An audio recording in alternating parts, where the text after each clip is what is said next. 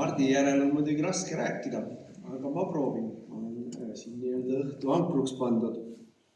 Kuressaarde on alati tore tulla. See on üks imeilus ja armas linn. Ja kui EKRE oleks püsinud valitsuses, siis me oleks saanud üle silla tulla, aga näe, ei saanud. Aga lähme asja juurde. Tuletan meelde, mis oli EKRE loosung 2023. aasta Riigikogu valimistel. Meie loosung oli päästame Eesti. Mida me hoiatasime? Me hoiatasime maksutõusude eest. Me hoiatasime kalli elektri eest. Me hoiatasime massiimmigratsiooni eest. Me hoiatasime, et Ukraina lippude lehvitamise all tegelikult viiakse Eestis läbi venestamist. Me hoiatasime homoabielu eest ja selle eest, et ennast liberaalideks nimetavad fašistid hakkavad tegelikult vabadusi räigelt piirama. Väga paljud inimesed said aru ja uskusid. Aga väga paljud inimesed Eestis, liiga paljud inimesed, olid alla neelanud peavoolumeedia ja liberaalsete poliitikute valelikud loosungid ja ütlesid ükskõik mis, peaasi, et mitte EKRE. No nüüd oleme siin, kus me oleme. Aasta pärast on jälle Riigikogu valimised, nüüd juba vähem kui aasta pärast. Kõik probleemid, mille eest me 2023. aastal hoiatasime, on alles. Ainult, et kahju on suurenenud. Kriisid on süvenenud.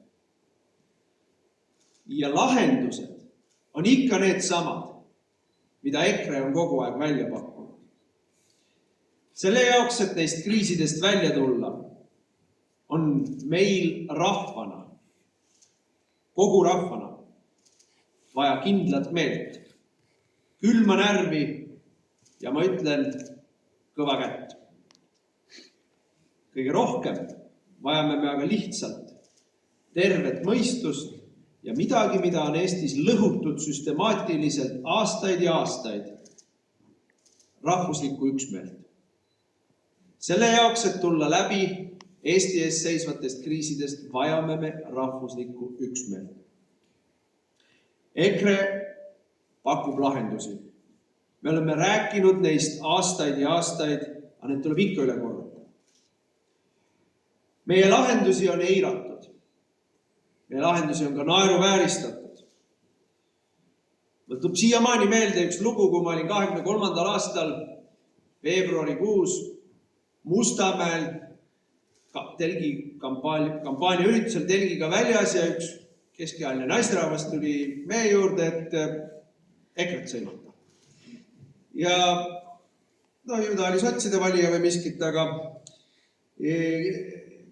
küsin, et kas teile siis ei lähe korda see, et elektri hind on nii kalliks läinud? Siis ta sisistas läbi hammaste mulle, et ma maksan ükskõik kui palju, peaasi, et EKRE ei tuleks. Ja loodan, et ma lähen teda järgmisel aastal jälle seal telgi all. Küsin, kuidas meeldib? Kas on juba piisav või? Või nüüd valid parempoolseid äkki või? Sama asja ikka. Lahenduste asemel, mida EKRE on pakkunud, pakub meie vastasleer rumalaid, valelikke, õõnsaid loosungeid. No kõik te teate neid loosungeid. Kindlates kätes, paremini kaitstud, võit kõigi aegade suuremast maksulangetusest. Noh, ma mõtlen ikkagi, et kui keegi neid usub, siis ta ju on ära teeninud selle, mis ta saab. Kriitikud ütlevad, et EKRE ei ole esitanud juba pikka aega värskeid ideid. No, ma vaatan värskeid ideid Reformierakonnalt. Reformierakonnal on uus värske idee, täna just tuli välja. Ärme tee seda maksutõusu, mis me ise just vastu võtsime, nüüd mais ära. Mõtle, kui värske. Sügisel teed maksutõusu, kevadel ütleme, ärme tee. Kogu aeg oled värske. Meil ei ole vaja nii teha. Meil on vaja lihtsalt need ideed, need lubadused, need lahendused, mida me oleme juba 8 või 10 või 12 aastat pakkunud ellu viia. Meil ei ole vaja uute asjadega lagedale tulla, meil on vaja vanad asjad ära teostada. Aga kõigepealt, ennem kui me saame üldse kokku leppida ühiskonnana, mis siis on need asjad, mis on vaja ära teha, on meil vaja ühiskonnana endale selgeks teha, mis on meie suurimad probleemid. Siis saab leida ka lahendused. Või juba välja pakutud lahendused käiku lasta. Ükskõik, mis otsast vaatad. Eesti kõige suurem probleem on see, et meil ei ole piisavalt palju lapsi. Lihtsalt liiga vähe eestlasi sünnib. See on asi, mille muutmiseks peab kogu ühiskond mobiliseeruma. Eesti rahva kestmine on meie kõigi ühine suur asi. Siin ei piisa sellest, et üksikud entusiastid või vähesed suurpered või mingisugused eestvedajad seda kuidagi lahendada saavad. See on kogu rahva suur pingutus. Teistmoodi me seda asja ära ei lahenda. See on see koht, kus meil on üksmeelt vaja. Sest kui meil ei ole piisavalt palju Eesti lapsi, kui meil ei sünni piisavalt palju lapsi, siis kõige muuga tegelemine muutub mõttetuks. Muutub mõttetuks raha valamine riigikaitsesse. Kellele me neid relvi ostame? Kes neid kasutab? Muutub mõttetuks Saaremaa silla ehitamine. Ma tean, et pooled teist ei tahagi seda, aga paneme siis teise asja, mida keegi ei taha. Muutub mõttetuks Rail Balticu ehitamine. Jälle vale näide, Rail Balticut ei ole niikuinii mõtet ehitada, rahvusvaheline kiirrong häädemeestele 2,5 miljardi eest. Aga muutub ka mõttetuks koolide pidamine, haiglate pidamine. See kõik muutub meie jaoks võimatuks üleval pidada ja ühel hetkel tulevad mingid teised rahvad ja võtavad selle kõik meilt lihtsalt ära. Ilma Eesti laste sündimuse suurenemiseta on kõik muud ettevõtmised liiva jooksnud. Nii et siin on meil vaja pingutada. Ja meil on lahendused olemas. Vaja on suurendada peretoetusi. Nii lihtsaid peretoetusi kui suurperetoetusi. Vaja on tagada kodulähedane kool. See, mille eest võitleb meil siin samas Saaremaal EKRE. Vaja on tagada taskukohane huviring, sest vaadake, sellest üksi ei piisa, et laps sünnib. Laps on vaja üles ka kasvatada. Laps on vaja ära koolitada. Tast on vaja inimene teha. Selle jaoks on vaja kodulähedast lasteaeda, kodulähedast kooli, korralikku huviringi või trenni. Selle jaoks on vaja, et tal oleks leib laual ja riided seljas. Vaja on ära kaotada automaks, sest kõige rohkem said automaksuga pihta suurpered. Vaja on noortele peredele oma kodu. See on kõige suurem takistus laste sünnile. Et noored inimesed ei saa endale lubada oma kodu soetamist. Vanemate pinnalt välja kolimist. Nii kaua, kuni sa elad oma vanemate juures ja ootad, et vanaema ära sureb ja pärandab sulle midagi, sa lapsi ei saa. Vaja on lahendada see ära siis, kui inimesed on veel noored, tahavad ja saavad lapsi saada. Oma kodu saamine. Aga kõige rohkem, kui me tahame iibekriisi lahendada, on meil vaja meelemuutust. Kultuuriliste hoiakute põhjalikku muutust. Aga mis meil on? Meil võttis riik vastu, ja mitte lihtsalt riik, vaid milline ministeerium? Majandusministeerium Koljukeldo juhtimisel. LGBTQQ tegevuskava. Vot selline tegevuskava on. Kõik asutused Eesti riigis, riigiasutused, omavalitsusasutused, haridusasutused peavad meil tegema, aga mitte ainult. Isegi vanglaametile on LGBTQQ tegevuskavas ette nähtud tegevusplaan. Kõik peavad tegelema LGBTQQ edendamisega. Vot niimoodi me edendame Eesti asja. Kui EKRE saab võimule, siis selle asja asemel päevapealt lõpetame selle ära ja selle asemel me teeme korraliku plaani, kuidas toetada igal moel suuri Eesti peresid. Nimetame selle kasvõi 2 miljonit eestlast 100 aasta pärast plaaniks. Täpselt samamoodi kõik omavalitsused, kõik koolid, kõik ministeeriumid ja isegi vanglaamet peab hakkama edendama plaani, et väikesi eestlasi oleks rohkem. Vot sellega peaks riik tegelema. Neid MTÜ-sid tuleb rahastada miljonite eest, mitte LGBTQ kulle. Seda me peame tegema. Ja riik peab kehtestama selge kultuurilise hoiaku. Abielu võrdub lihtsalt üks mees, üks naine ja nende lapsed. Riiklik ideaal, ühiskondlik ideaal peab olema see, et 3-4 lapseline pere on normaalne. Veel parem kui veel rohkem, aga piisab 3 ka. Me peame seadma eesmärgiks, et Eesti on kõige lapsesõbralikum riik maailmas. Lapsed, paljulapselised pered peavad muutuma meie ühiskondlikuks, kultuuriliseks hoiakuks standardis. See on meie kõige suurem probleem ja see on meil kõigil ühiselt lahendada. Teine meie ühiskonna ja rahva ees seisev probleem on majandus. Me kõik muidugi olen kuulnud, kuidas Reformierakond peab ennast mingil põhjusel, täiesti mulle arusaamatul põhjusel ettevõtjate erakonnaks või majanduslikult arusaavaks erakonnaks või eelarvet tasakaalu ajavaks erakonnaks. Mitte midagi ei ole tõest kaugemal. Ma igaks juhuks tuletan meelde, siis kui EKRE oli valitsuses, ilus aeg oli, diisel maksis 99 senti liiter. Elekter maksis 3 senti kilovatt. Me olime valitsuses ja maksud langesid. Inimeste palgad ja ostujõud kasvas. Eesti oli Euroopa ühe madalama inflatsiooniga riik. See ei juhtunud kõik kogemata. See ei juhtunud kuidagi, ma ei tea, sellepärast, mida Putin kuskil tegi, nagu tänapäeval meil Reformierakond põhjendab kõiki oma läbikukkumisi sellega, et Putin tegi. See juhtus sellepärast, et Eestis oli valitsus, mis ajas Eesti asja ja tahtis, et Eesti inimesed saaksid jõukamaks ja tegi vastavaid poliitilisi valikuid ja otsuseid. Mis on need 3 kõige tähtsamat asja, mis paneb majanduse kasvama, inimeste palgad, ostujõu ja pensioni kasvama? Majanduse kõige olulisem nurgakivi on odav energia. Ma ütleme lihtsamalt öeldes odav elekter, aga sinna juurde ka kütus loomulikult. Odav elekter.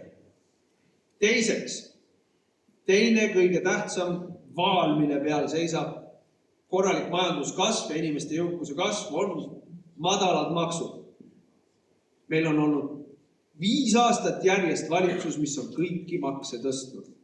Aga see ei sega neil praegu käia ringi ja rääkida, kuidas nad on teinud kõigi aegade kõige suurema maksulangetus. 3. ja liiga sageli alahinnatud ja liiga tihti vähe räägitud on mootorsaega tuleb minna bürokraatia kallale, nii nagu läks Javier Milei Argentiinas. Mootorsaega bürokraatia kallale.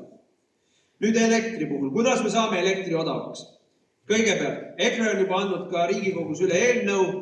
Ma ei usu muidugi, et koalitsioon seda toetab, aga eelnõu on väga selgelt näitab välja, mis on meie plaan, kui me võimule saame. Lõpetame CO2 kulu energeetikas. CO2 on laest võetud maks, mida võetakse meie energiaarvetel kogu aeg kõikide meie käest väga suures summas. Ja kui me mõtleme tänasel päeval põlevkivi elektri peale Narva jaamades, siis CO2 kulu moodustab rohkem kui poole elektri hinnast. Rohkem kui tööjõukulu, rohkem kui põlevkivi, mille maa alt välja kaevavad, üle poole moodustab CO2 kulu. See tuleb kohe välja võtta elektri hinnadest. Teiseks, lahkuda elektribörsilt. Börsiks nimetada seda on üleüldse, kuidas me nüüd ütleme, iseendale valetamine. Sellel ei ole mingit pistmist meie traditsioonilise arusaamisega börsist, kus kõik kauplejad saavad kokku ja pakkumiste ja ostusoovide vahel leitakse siis selline hinnatasakaal. See elektribörs ei ole mitte midagi selle lähedast. Sellest tuleb lahkuda. See on spekulantide paradis, kus kõigi meie raha läheb kuidagi kummalisel kombel, isegi mitte elektritootjatele, vaid vahendajatele. Kolmandaks, päevapealt tuleb lõpetada tuulikute ja päikeseparkide subsideerimine. Donald Trumpil on ilus ütlus, et elektritootmine peaks olema selline äri, mis sind rikkaks teeb, mitte selline äri, kuhu peab peale maksma. Ja täpselt nii on. Kui tuulikud turutingimustes hakkama ei saa, siis meil neid vaja ei ole. Kui päikesepargid turutingimustes hakkama ei saa, siis meil neid vaja ei ole. Me maksame 100 miljoneid subsiidiumeid ja veel eraldi 100 miljoneid kõrge hinna peal ja ikka on nad kahjumis. See ei ole äri. See ei ole äri. See on räkit. Ja maksumaksja ei pea seda kinni maksma. Eriti, kuna tulemuseks on hullult kallis elekter. Meie energiapoliitika peaks olema samasugune, nagu ta oli enam-vähem 100 aastat järjest. Toodame palju ja odavat põlevkivi elektrit, nii et kõigile jätkub. Toodame seda nii kaua, kuni me ehitame tuumajaama, mis toodab veel rohkem ja veel odavamat elektrit. Ja muidugi asi, millest räägitakse liiga vähe, võrgutasud. Kui elekter on valega pooleks meil nii-öelda turukaup, siis võrgutasud on meil riiklikult reguleeritud. Ja reguleeritud on sinna kõike mida. Võrgutasud moodustavad tänasel päeval rohkem kui 2/3 teie tegelikust elektriarvest ja see on kõik riiklikult reguleeritud. See on tegelikult kõigi inimeste taskust raha võtmine riigi eelarvesse läbi firma, läbi monopoli. Kui on olemas poliitiline tahe, saab selle võrgutasu kohe alla tuua. Meil on see poliitiline tahe. Edasi, madalad maksud. Kordan üle. Reformierakond, sotsid ja Eesti 200 on tõstnud kõiki makse Eestis. Kõiki makse. Üle 20 erineva maksutõusu on tehtud viimastel aastatel. Ja kuna neil maksud, mida tõsta said otsa, siis nad on leiutanud juurde ka veel makse. Automaks. Meie plaan on alandada kõiki makse. Alandada käibemaksu. Alandada aktsiisimaksu gaasile, elektrile, diislile, bensiinile. Kaotame täielikult automaksu, nii registreerimise osa kui selle auto osa. Vähendame oluliselt maamaksu. Omand ei pea olema maksustatud. Omand on inimestel välja ostetud rahaga, mille pealt nad on juba maksnud tulumaksu, sotsmaksu ja käibemaksu. Selle omandi omamise eest veel igal aastal raha võtta lihtsalt sellepärast, et saab, on amoraalne. See töötab vastu peremehe ühiskonnale.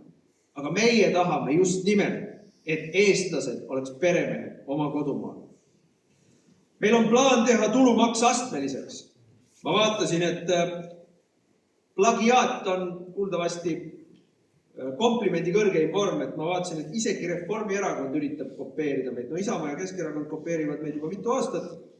Ma ütlen teile, et originaal on ikka kindlasti parem kui koopia.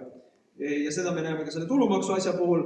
Meil on juba 3 Riigikogu valimistel järjest olnud programmis selline plaan, et iga lapse sünni järel hakkavad last kasvatavad vanemad maksma 5% punkti vähem tulumaksu. See tähendab, et kui vanasti oli 20% tulumaks, no nüüd on ta 24%, ütleme siis, kui kasvatad ühte last, siis mõlemad vanemad maksavad 19% tulumaksu, juba 2 last, siis on see 14% ja kui sul on 5 last, siis sa ei maksagi tulumaksu. No Reformierakond on sellest pool välja pakkunud, nemad võiksid mõelda selle peale. Poolik lahendus, nagu alati Reformierakond. Selline lahendus tagab esiteks, et mõlemad vanemad saavad toetuse, aga mitte ei maksta neile peale toetust, vaid neile tehakse leevendus nende enda teenitud raha peale. Selline lahendus sisuliselt aga vähendab suurel enamusel maksumaksjatel inimestel tulumaksu igal juhul. Nüüd ütlevad mulle kriitikud, aga Martin, kus siis raha riigieelarvest tuli? Riik peab ju ka kuskilt raha saama. No ma ütlen teile, kuidas me riigieelarve korda teeme. Kõige lihtsam. Lõpetame reformierakondliku varastamise ära. Ma loen teile üles mõned projektid, mõned üksikud eelarveread, mille lõpetamise järel on kokku hoitud miljardeid. Rail Baltic, rahvusvaheline kiirrong Häädemeestele, Tallinnast Häädemeestele. Järgnevatel aastatel maksame igal aastal riigieelarvest 400-500 miljonit. Peaaegu pool miljardit, 400-500 miljonit. Ärge uskuge juttu, et see kõik on Euroopa raha. Ei ole. Tuulikud ja päike. Koos erinevate subsiidiumite ja erinevate skeemidega, millest täna näiteks Moora rääkis meile siin, igale omavalitsusele visatakse miljon, kui nad kiirendavad planeeringuprotsessi, aga meil omavalitsusi on peaaegu 80. Kui kõik omavalitsused selle raha vastu võtaks, juba 80 miljonit. Erinevate skeemidega tuulikute ja päikeste arendamine aastas tekitab kulu umbes samas suurusjärgus, 400 miljonit. Siis meil on need samad LGBTQQ, muud hullud, MTÜ-d, kõik võimalikud kirjud ja sulelised ja lillad suslikud. Eesti riik maksab läbi eelarvete, ära peedetult ministeeriumite eelarvete, MTÜ-dele aastas umbes 300 miljonit eurot. 300 miljonit eurot. Kohe leivalt maha. Lõpetame ära raha kühveldamise Ukraina musta korruptsiooniauku. See on riigieelarvest igal aastal umbes 200 miljonit. Otse sinna. No eks Silmar Raag oskab rääkida, kui palju siis lubatud kogusest russikute vahel üle piiri sularahast tagasi tuuakse Eesti otsustajatele, aga riigieelarvest välja läheb 200 miljonit aastas. Teist sama palju umbes maksab Eesti maksumaksja ukrainlastele Eestis. Erinevate skeemide kaudu, suurem osa sellest on tervisekassa ja haridussüsteem, mille me maksame kinni siis siinsetele ukrainlastele, aga seal on muud toetused ka, 200 miljonit. Kokku enam-vähem 400 miljonit. Kui me need kõik asjad nüüd kokku lööme, need ei ole palju, eks ole, MTÜ-d, Rail Baltic, tuulikud, Ukraina, see teebki suurusjärk 1,5 kuni 2 miljardit eurot aastas. Kas te teate, kui palju on eelarve kordategijate, kes seal oli, Keit Pentus-Rosimannus ja Anneli Akkermann ja kõik need muud finantsgeeniused, kui palju on nende tehtud eelarvetes viimasel 5 aastal olnud eelarve miinus, defitsiit, mille võrra on tulnud riigil laenu võtta? Sest riigil on raha vaja, asju on vaja teha. Eesti riigi eelarve alates 22. aastast, mis oli esimene eelarve, mille tegid juba reformierakondlased, ongi olnud suurusjärgus kuskil seal. Kõige väiksem miinus oli 700 miljonit, kõige suurem on olnud 2 miljardit. Aga keskelt läbi 1,2-1,5 miljardit igal aastal on olnud eelarve miinuses. Viimasel 5 aastal. See on täpselt see summa, mille nad ära varastavad. Lõpetame varastamise ära ja eelarve on tasakaalus.